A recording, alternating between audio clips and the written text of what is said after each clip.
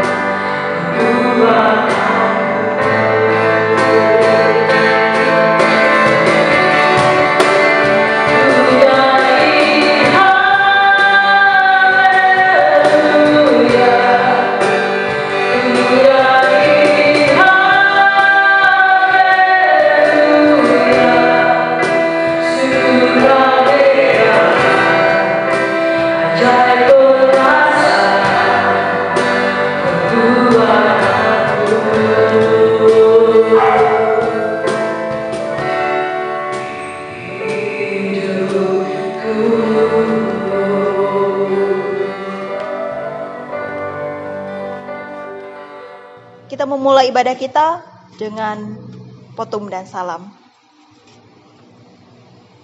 Pertolongan kita adalah dalam nama Tuhan yang menjadikan langit dan bumi, yang memelihara kesetiaannya sampai selama-lamanya dan tidak pernah meninggalkan perbuatan tangannya. Kasih karunia dan damai sejahtera dari Allah Bapa kita dan dari Tuhan Yesus Kristus menyertai kamu. Amin. Dipersilakan duduk kembali. Hari berganti hari kita lewati, hingga sampai hari ini bersama-sama kita menyadari bahwa ada satu kasih yang abadi, kasih yang tak lekang oleh waktu, kasih yang tanpa pamrih. Kasih tersebut yaitu kasih Tuhan Yesus Kristus, kasih yang tak mengenal rupa siapakah aku ini. Atas kasih yang begitu besar tersebut, kita menyanyikan pujian yang mengatakan terima kasih Tuhan.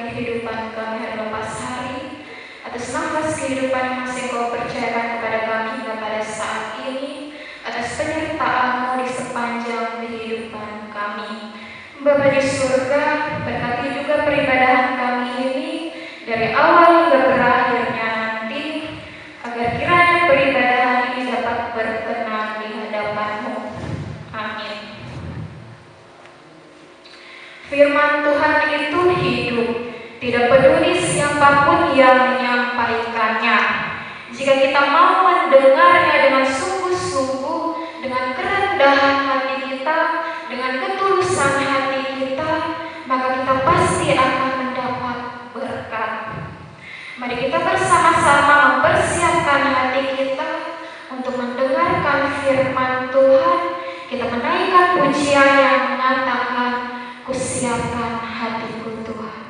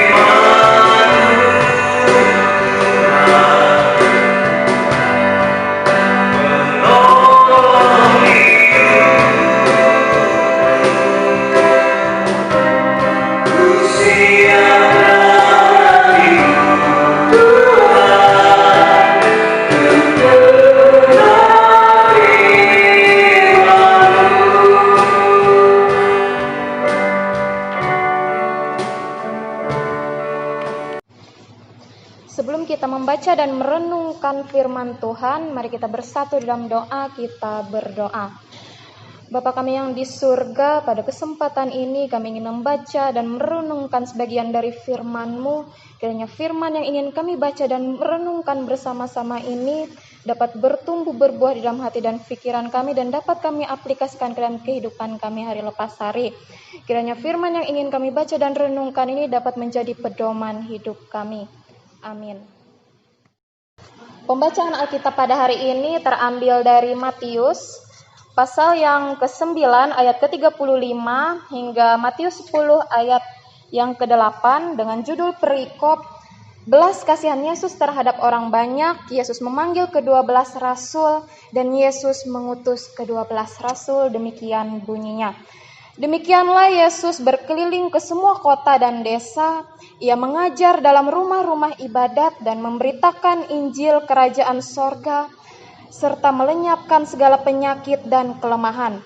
Melihat orang banyak itu, tergeraklah hati Yesus oleh belas kasihan kepada mereka, karena mereka telah terlantar seperti domba yang tidak bergembala.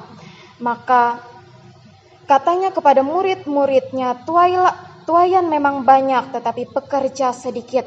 Karena itu mintalah kepada Tuan yang empunya tuaian, supaya ia mengirimkan pekerjaan-pekerjaan untuk tuaian itu. Yesus memanggil ke-12 muridnya dan memberi kuasa kepada mereka untuk mengusir roh-roh jahat dan untuk melenyapkan segala penyakit dan segala kelemahan. Inilah nama ke-12 rasul itu. Pertama Simon yang disebut Petrus dan Andreas saudaranya, dan Yakobus anak Zebedeus dan Yohanes saudaranya, Filipus dan Bartolomeus, Thomas dan Matius pemungut cukai, Yakobus anak Alfeus dan Tadeus, Simon orang Zelot, dan Yudas Iskariot yang mengkhianati dia. Ke-12 murid itu diutus oleh Yesus dan ia berpesan kepada mereka, "Janganlah kamu menyimpang ke jalan bangsa lain atau masuk ke dalam kota orang Samaria, melainkan pergilah kepada domba-domba yang hilang dari umat Israel.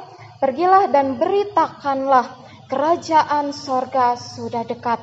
Sembuhkanlah orang sakit, bangkitkanlah orang mati, tahirkanlah orang kusta, usirlah setan-setan. Kamu telah memperolehnya dengan cuma-cuma, karena itu berikanlah pula dengan cuma-cuma. Janganlah kamu membawa emas atau perak atau tembaga dalam ikat pinggangmu. Janganlah kamu membawa bekal dalam perjalanan. Janganlah kamu membawa baju 2 helai, kasut atau tongkat, sebab seorang pekerja patut mendapat upahnya." Sedemikian pembacaan firman Tuhan. Kiranya firman itu pelita bagi kaki kita dan terang bagi jalan kita. Shalom, sobat muda yang dikasih dalam Tuhan Yesus Kristus. Bagian dari firman Tuhan yang telah dibacakan bagi kita sekalian pada hari ini akan menjadi dasar perenungan bagi kita bersama. Saya mengangkat tema untuk perenungan kita pada hari ini, yaitu menjadi pekerja Kristus. Rekan-rekan yang dikasih dalam Tuhan Yesus Kristus, pasti rekan-rekan tidak asing lagi mendengar lagu "Hidup Ini Adalah Kesempatan". Hidup ini adalah untuk melayani Tuhan. Kalau rekan-rekan bisa menyanyikan lagu ini dari awal sampai akhir, berarti rekan-rekan sudah hafal dengan lirik lagu ini. Satu bagian dari lirik ini mengatakan hidup ini adalah kesempatan untuk melayani Tuhan. Alasannya kenapa? Karena rekan-rekan yang dikasih dalam Tuhan Yesus Kristus, kita sebagai manusia adalah makhluk ciptaan yang sangat mengagumkan. Kita memiliki kemampuan akal yang sungguh luar biasa. Contohnya, kita tidak bisa terbang seperti burung, akan tetapi rekan-rekan yang dikasih dalam Tuhan Yesus Kristus, manusia bisa menciptakan alat transportasi yang membuat kita bisa terbang. Ini membuktikan bahwa kita itu luar biasa, kemampuan kita berpikir itu luar biasa. Dan yang kedua, meskipun kita tidak bisa berjalan secepat kuda atau berlari secepat kuda, tapi kita menggunakan transportasi yang mampu cepat mengantarkan kita ke tujuan, bahkan kuat. Dan ini adalah hasil karya dari kemampuan akal berpikir kita dan menciptakan sesuatu yang tentunya mendukung kita, menolong kita dalam apapun yang kita kerjakan. Karena itu rekan-rekan yang dikasih dalam Tuhan Yesus Kristus, kita sebagai manusia di samping memiliki kemampuan dalam hal berpikir ataupun ilmu pengetahuan yang terus berlanjut menunjukkan betapa hebatnya kemampuan akal manusia tersebut, di sisi lain yang membuat kita adalah makhluk yang sangat istimewa dan sempurna dan spesial itu adalah kita adalah mitra Allah. Mengapa saya mengatakan kita adalah mitra Allah? Karena kita bisa mengalahkan kejahatan, kita bisa mengalahkan kekacauan dan segala sesuatu yang melawan perintah Tuhan. Asalkan kita sungguh-sungguh untuk melakukannya dan mau untuk melakukan hal tersebut. Dengan demikian kita boleh menjadi mitra Allah. Masalahnya, apakah potensi-potensi yang ada di dalam diri kita itu kita terus kembangkan dengan baik? Kita terus gali ataukah selama ini tidak? Misalnya saja rekan-rekan yang dikasih dalam Tuhan Yesus Kristus, kalau kita terluka oleh orang lain, atau rekan-rekan muda yang menjalani dalam sebuah hubungan tiba-tiba diputusi oleh pacarnya. Lalu rekan-rekan mengatakan, saya tidak mau lagi berhubungan dengan orang tersebut karena ia adalah orang yang tidak baik. Saya tidak mau lagi bertemu dengan dia karena dia adalah orang yang menyakiti saya. Saya tidak bisa untuk memulihkan hubungan saya dengan orang tersebut. Menjalin bersahabat kembali dengannya saya tidak bisa. Nah rekan-rekan yang dikasih dalam Tuhan Yesus Kristus, kalimat saya tidak bisa itu adalah kalimat yang tidak benar. Karena kita diberikan kemampuan untuk menghentikan kejahatan. Sebab kita adalah mitra Allah. Karena itu manusia disebut istimewa ketika ia mengembangkan hidupnya sebagai mitra Allah. Jadi pilihlah dan putuslah pada saat ini Apakah kita mau mengembangkan potensi yang ada di dalam diri kita atau tidak? Karena tentunya setiap orang yang mau mengembangkan potensi yang ada di dalam dirinya, ia menjadi pekerja Kristus.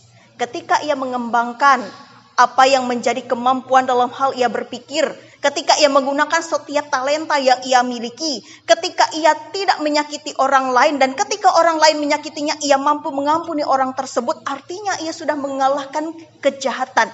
Ia tidak membuat kekacauan. Ia menghentikan tindakan-tindakan yang tidak berkenan di hadapan Tuhan, tetapi ia tunduk kepada apa yang menjadi perintah Tuhan. Nah, rekan-rekan yang dikasihi dalam Tuhan Yesus Kristus, pertanyaannya, apakah rekan-rekan yang ada di rumah pada saat ini yang beribadah bersama-sama dengan kami sekalian yang ada di tempat ini, merasa bahwa saya ini adalah orang yang istimewa. Saya adalah orang yang spesial, saya adalah orang yang berharga. Kalau rekan-rekan merasa bahwa rekan-rekan adalah orang yang berharga, kalau rekan-rekan merasa bahwa diri saya adalah orang yang istimewa, artinya rekan-rekan mau menjadi mitra Allah. Dan menjadi mitra Allah, menjadi pekerja Kristus itu tidak mudah. Justru penuh dengan tantangan. Apakah di dalam tantangan itu rekan-rekan bisa setia? Apakah rekan-rekan mampu melewati tahap demi tahap dalam tantangan itu dan menyelesaikannya dengan baik? Apakah rekan-rekan dalam melaksanakan tugas dan tanggung jawab itu tidak bersungut-sungut? Ataukah malah rekan-rekan putus asa dan kemudian menjadi sama seperti dunia?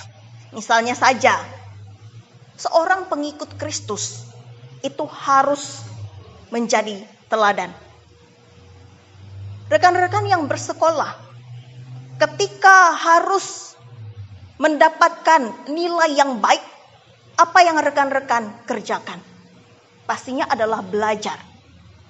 Tetapi bukankah hal yang sangat menyakitkan bagi kita atau mengecewakan bagi kita ketika kita sudah sungguh-sungguh belajar dari pagi sampai malam dan menjawab pertanyaan sesuai dengan kemampuan kita, ternyata teman kita yang menyontek dan melakukan tindakan yang tidak jujur malah tinggi nilainya daripada kita. Pasti kita akan merasa kecewa. Andai saya, pasti saya akan menyontek juga supaya nilai saya baik. Atau mungkin rekan-rekan yang bekerja, sudah susah payah bekerja keras, akan tetapi ternyata mereka yang mencuri, mereka yang korupsi itu malah lebih nyaman hidupnya. Kenapa saya yang hidup dengan berusaha dengan takut akan Tuhan, ini begini-begini saja, tidak ada kemajuan, tidak ada yang wah, tidak ada yang istimewa. Nah, itulah tantangannya, yang pada akhirnya membuat kita mengambil keputusan apakah kita mau sama seperti mereka ataukah kita mau berbeda. Karena tentunya rekan-rekan yang dikasihi dalam Tuhan Yesus Kristus, lebih enak hati, lebih bersukacita kalau kita mendapatkan hasil atas kerja keras kita. Kita mendapatkan hasil atau buah dari kejujuran. Pastinya lebih sukacita, lebih bangga. Saya mendapatkan nilai 85 itu karena saya tidak menyontek, saya belajar. Saya mendapatkan penghasilan saya saat ini karena saya bekerja sungguh-sungguh. Saya tidak pernah membohongi orang lain, saya tidak mencuri, saya tidak memeras. Saya mendapatkannya karena saya berusaha dan saya berdoa dan saya takut akan Tuhan. Jadi rekan-rekan yang dikasihi dalam Tuhan Yesus Kristus, seorang pengikut Kristus yang menjadi mitra Allah, ia harus berani berbeda. Meskipun tantangan yang ia lalui itu berat, tetapi ia tetap setia kepada Tuhan, ia tetap taat kepada Tuhan, ia tidak mau melanggar firman Tuhan. Nah, itulah tantangannya. Meskipun kita diberikan keistimewaan, kita diberikan hal-hal yang luar biasa membuat kita menjadi manusia yang sempurna, tetapi tentunya akan ada tantangan yang kita hadapi. Tetapi dalam tantangan itu apakah kita mampu mengatasinya dengan tetap setia kepada Tuhan? Itu yang menjadi pertanyaan. Apakah karena dengan tantangan-tantangan itu malah membuat kita merasa bahwa saya tidak mau lagi mengikut Tuhan, saya tidak mau menjadi teladan bagi orang lain, toh saya jadi ejekan, toh saya mendapatkan nilai yang buruk, toh saya seperti ini saja hidup saya, tidak pernah maju. Nah, rekan-rekan yang dikasihi dalam Tuhan Yesus Kristus, kalau kita mampu mengalahkan keinginan daging kita, kalau kita mampu mengembangkan dan menggali potensi yang ada di dalam diri kita dan terus mengembangkannya sesuai dengan kehendak Tuhan, kita berhasil mengalahkan kejahatan dan keinginan duniawi kita. Dan kita telah mencerminkan hidup yang benar, hidup yang taat, hidup yang setia kepada Tuhan. Mitra Allah yang istimewa adalah teladan hidup kita, yang tentunya benar dan dilihat oleh orang lain. Mengapa? Karena kita aktif memberitakan kebenaran Injil melalui keteladanan hidup kita, melalui perbuatan kita, melalui perkataan kita. Jadi rekan-rekan yang dikasih dalam Tuhan Yesus Kristus, jangan pernah takut. Kegagalan sekali tidak akan pernah membuat kita jatuh. Tetapi kegagalan memotivasi kita untuk bangkit kembali. Hidup benar di hadapan Tuhan, meskipun ada banyak tantangan, jangan pernah takut. Karena Tuhan tidak pernah mengecewakan. Ia selalu menjanjikan yang terbaik dalam kehidupan kita. Dan tentunya hasil yang baik dengan kejujuran, dengan ketulusan, dengan kerja keras, dan dengan mengandalkan Tuhan akan membawa kebahagiaan dan sukacita. Sebaliknya, hasil yang tidak baik, hasil yang tidak jujur akan membawa kejatuhan dan akan membuat kita was-was dan takut dalam menjalankan kehidupan. Karena itu rekan-rekan yang dikasih dalam Tuhan Yesus Kristus, terlebih kalau rekan-rekan ambil bagian dalam pelayanan.